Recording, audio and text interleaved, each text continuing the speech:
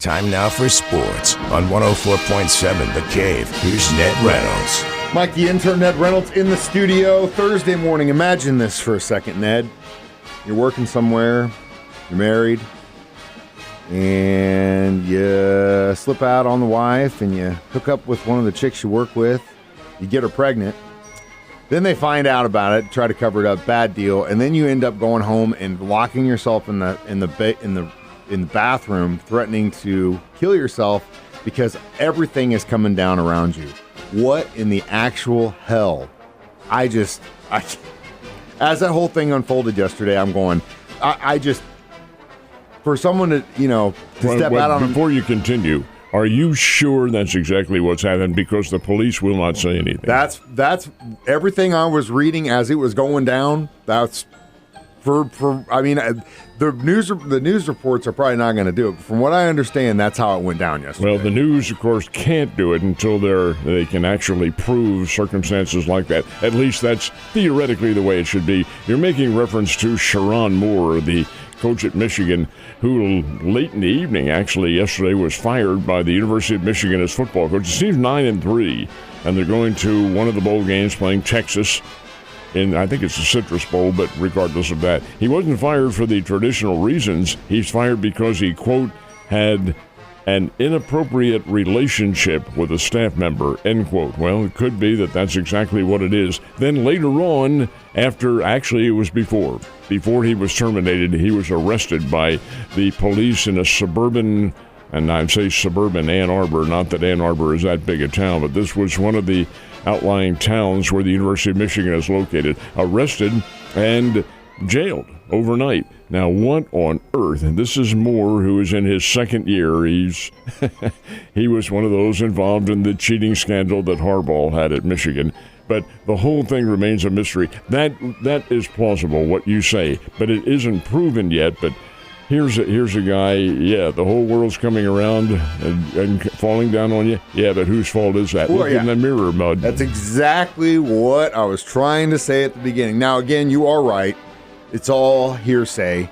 But once I heard that he had been let go, obviously I'm like, oh, my God, what? And then you're like, oh, my God, what? And then by that point, I was already in the forums, and from what someone said that had some sort of relation to Ann Arbor police, they were like, that was the deal. And I was like, God, the audacity of that guy. It's like a child saying, why'd you destroy your room? I don't know. So the crazy thing is, though, is there something in the contract? What's the deal? Is he still going to get paid? Like he would be terminated early out of contract? How does that work? I would suspect, Mike, that he will get some money, and that's just a suspicion. Does Michigan owe him anything? No, they do not, because he's fired with cause. If in fact that's the situation, that's with cause. That violates the morality code that almost all coaches, if not all of them, do sign. So I imagine what they'll do is they'll work out some kind of financial agreement, but it won't be what he would have gotten, like in the $13 million category or something like that. But they'll give him enough to get by, maybe for a year or two somewhere along the line, and at least be civil about the whole thing. But my God almighty, what on earth goes through somebody's mind? How stupid can you be? You've got the world here, you're the head coach at a major university, and you pull the... Honestly, I am absolutely dumbfounded. And the thing is, my friends, Ned and I work in a business where that stuff, it's kind of thrown at you a lot. You know what I mean? People that you work with, people that are outside, listeners, what have you. And for us, we're like, oh my God, why? And we don't really make a whole lot of, I'm not making millions of dollars a year, and I would never sacrifice my relationship or even this job for something on the side like that. I don't. No, and the reason you won't is because you're doing what you want to do. Same with me. Same. We're not. Going into it, you're not going to make a pot full of money unless you're somebody who makes it big in the network. It's just not going to happen. But you are happy. Yeah. And definitely not trying to get on any assistance, that's for sure. All right, got the blue and gold, pink and white. Is that coming up? They are indeed. That's the Holiday Basketball Carnival here in the city. Now, there are many tournaments that go on all around Springfield, but here in the city itself, the blue and gold and pink and white, the blue and gold, which is held over on the Missouri State campus at both the Great Southern Bank Arena and the Hammond Center. The top seeds, the top two seeds in the blue division will be Logan, Rogersville, and Willard. And in the white division, it will be, gold division, I should say, it'll be Nixa and Hartville. They'll be the top seeds in the gold. The others are the top seeds in the blue. Girls pink and white is held at Drury University, and they're different seedings. They're different groups, of course.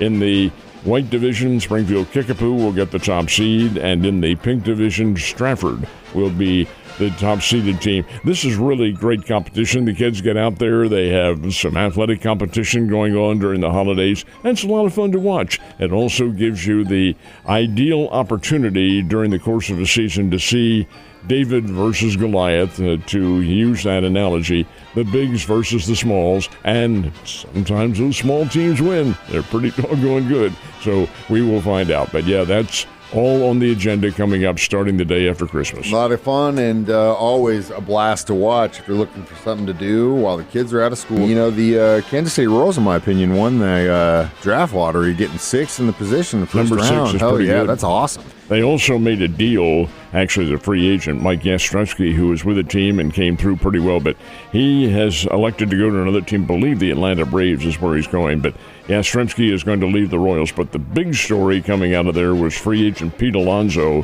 who has hauled off and hit the New York Mets right in the gut because he's leaving that team after 7 years and going to the Baltimore Orioles. They offered a pretty doggone good contract. It's 5 years at something like $155 million, which comes out to about $31 million a year. That's more than Schwarber's getting by $1 million, but come on, how much is too much and how much is enough? Well, be that as it may, Alonso leaving the New York Mets after 7 years, and this really has the New York fans in a state of consternation. The guy's with them for 7 years. He hit 264 home runs. That's a team record. What is this? And that's going to be the case. They're going to have to do without one of their big star players. And boy, the New York Mets front office is really taking it from the fans here. Anyway, Pete Alonso goes to the Baltimore Orioles. That's for whom he will play next year, and he'll be a very big help to a power-laden team. And Mike, you have to understand, the Orioles want power on their team because their ballpark, Oriole Park at Camden Yard, is very small. It's a bandbox, and you can hit a lot of home runs there, and Alonso will. And that might be part of it, too. Also, you say how much is too much. Baseball is such a game, especially now, it feels like such a game of ego sometimes. Really? And so that's what it's all about. I don't think it really is like, oh, I need another Porsche. It's, I make $100 million less than this guy, and I'm a better ball player than him, and that's not going to stand. Back in the old days in the NBA, and of course the money factor was equivalent to what it is today, but it's not the same figures. The two major stars in the NBA when I was in college and in the service and so forth were Bill Russell of the Boston Celtics, or Bob Cousy was in his waning days, and Wilton Norman Chamberlain of Philadelphia. They were the two highest paid players.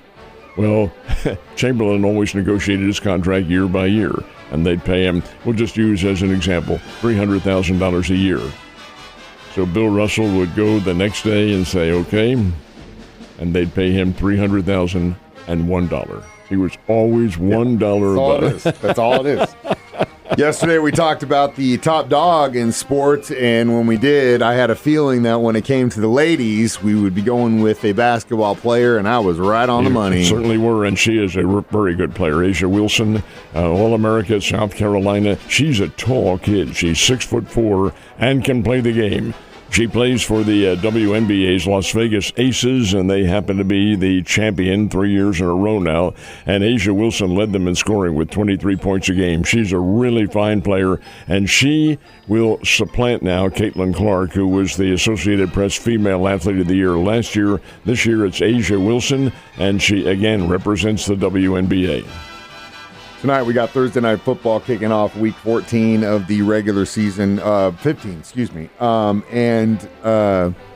we got a NFC South showdown, which I'm looking at the division record, and you got a tie for first with a 7-6 record. Man, I wish the Chiefs were in the NFC South. But it's Falcons-Bucks, and the Falcons have a chance to really screw with Tampa Bay if they can get a dub. And they have the ability to do that. However, the pollsters and the guys who put the big money on these games don't think that's going to happen. They have the Bay Bucks as a 4-point favorite. The game is in Tampa.